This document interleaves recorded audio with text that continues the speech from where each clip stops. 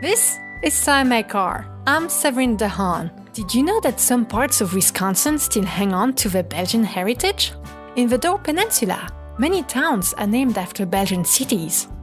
In this interview, you will meet Sandy Orsted, treasurer at the Belgian Heritage Center. Sandy will tell you all about how an upsetting event turned out to be a real wake-up call for the Belgian community. Ever since, the community has been organizing to professionally preserve their walloon heritage and save their language. Here it goes. My name is Sandy Orsted. That's my married name. My maiden name is Lamper, which is obviously a Belgian name, and I'm the treasurer of the Belgian Heritage Center. Can you tell me a little bit more about your Belgian heritage? There's always been in the community a lot of emphasis on heritage that I just don't think ever dissipated from the original immigrants. You know, they always just kind of hung onto their language, hung onto their traditions. Like my dad, his Belgian heritage was very important to him.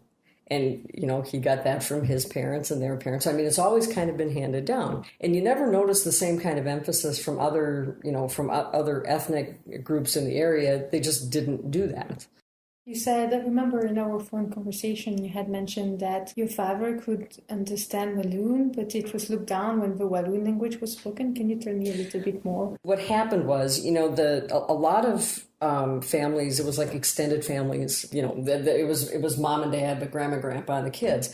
And so what would happen is that the older people didn't speak English. Some of the parents spoke some better than others. And so the kids didn't learn English until they went to school in a lot of cases. And that's what happened with my dad. He didn't speak any English until he went to school because he had his grandparents living in the house.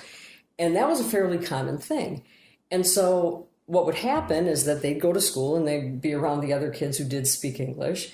And of course, imagine trying to learn to read and write in a language you've never spoken. So they're just way behind the other students. So they didn't always feel good about themselves. The teachers didn't want them speaking Walloon. Teachers couldn't understand what they were saying. So, I mean, I think there was this connotation of it being a negative thing at that time, or at least people were made to feel like, you know, they were somehow backwards, for lack of a better word, because they were speaking that language. So there was a lot that kind of made people feel like that. But once they got out of school, that was the language they spoke. I mean, to the day my dad died, Walloon was his first language when he was speaking to any of his relatives.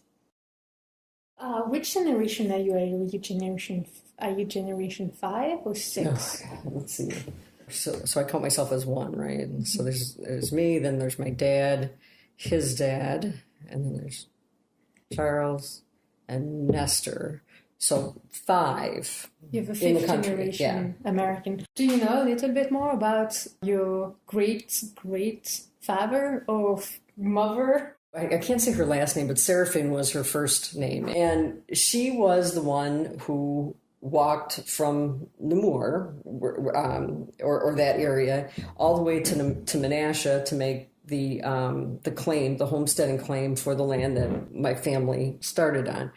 And she was also one of the people that they talk about in this book, Walloons in Wisconsin, that her story was that she had a sandwich that she took, and I can't even imagine this. I mean, you're walking all that distance with 50 pounds of wheat, and you have a sandwich for the whole day. And in her case, she was challenged by wolves, and so she had to throw him her sandwich in order to scare him off, and then she had the sandwich. And it's you know, it really makes you think, you know, wow, we come from some very hardy stock, you know, women especially, who are tough. And that's I think the thing I like the most about looking at my heritage, because it's not just her, it's that a lot of the women in our family they're tough people, hardworking, you know, that kind of thing. It must be very inspiring too. It is. And I'm glad that this is why it was really kind of good to get involved in the Belgian Heritage Center, because I've probably heard these things at one point or another in my life, but like a lot of people, you know, what your parents tell you doesn't stick all the time. And now, you know, you start seeing it documented, you start hearing the stories, you start hearing that, you know, there were all kinds of women that were doing this. And it's fascinating to think about what their lives were like. Can you tell me a little bit more about how the Belgian Heritage Center started? In 2000, St. Mary of the Snows Church was decommissioned by the Catholic Diocese. And that was kind of a major event because church is like the central social connector of the community, especially within the Belgian community. I think that's just, there's no separating church and family and community. It's all one thing for most of us. And so they closed the church with the idea that at some point the Norbertines, who were founded in that church, that they were going to take over the church and turn it into some kind of museum and that the church would stay. But in 2010, the church had sat empty for 10 years. It was becoming a drain on the resources of the local parish that had to support it. And so they were going to tear it down. That got the community engaged in, first of all, saving the church, but then what are we going to do with it? And the what are we going to do with it was the part about preserving our heritage in a professional manner, in a professionally curated museum exhibits, this kind of thing. And we've said many times that in a way, as much as we were upset about the idea that they might demolish the church, it was actually a good thing in the sense that had we waited too much longer to get started on this, some of our older community members would not be around to ask questions about the history anymore. There are still plenty of Walloon speakers who can tell the language. There are still people who can identify the photos, who know the stories that, but if we wait another 10 years, how much of that's going to be lost? Right now, we fast forward 6 years since you acquired the church. Can you tell me a little bit more about what are your missions and what are your priorities and vision for the future? The primary mission is to preserve the Belgian culture and to tell the story of the original settlers. We have kind of two components. One is the traditions. We do a waffle breakfast every year. We do a bouillon lunch every year. Kermesses, other annual traditions or community type involvement. And then the second part is telling the story of the settlers, but also promoting it so that other future generations of Belgians can be proud of their heritage because they have something to refer to. So that's our professionally developed exhibits that we're just getting started on right now. Can you tell me a little bit more about what you envision for this interactive exhibition? Yeah, well, the back of the church, we've been calling them the static exhibits, but they've been built with placeholders for at least 3 interactive stations. One example of what we want to do is take the Belgian settlement map and find maybe 5-10 families that we can trace from the land ownership today all the way back to the original settlers. And what was the story? What's the land? Who's there now? How did they get here?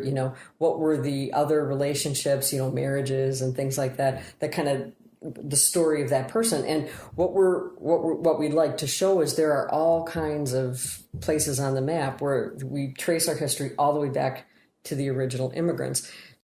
What has been the reception from the younger generation to the mission of the Belgian Heritage Center? I don't think we've seen that yet. I'm 56 and I'm the young one, it's which is a nice feeling for me. But that says an awful lot when you look at a lot of the volunteers.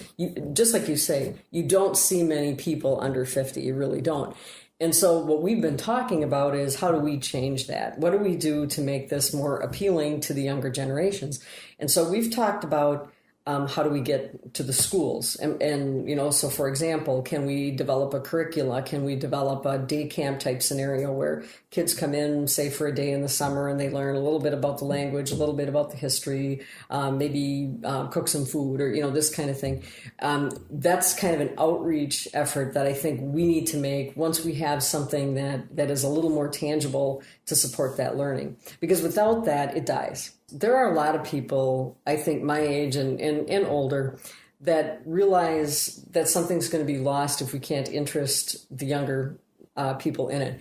And so I think there will be interest, say, by parents and grandparents to send their kids and try to tell this story a little bit more effectively themselves. Because if all they do is tell stories, that's nice. But if you can show people visually and give them, like some of these interactive tools, the stuff that Kelly's working on, all of those are going to be way more appealing than, just I mean, stories are good, but they need a little bit of curating. Yeah, exactly.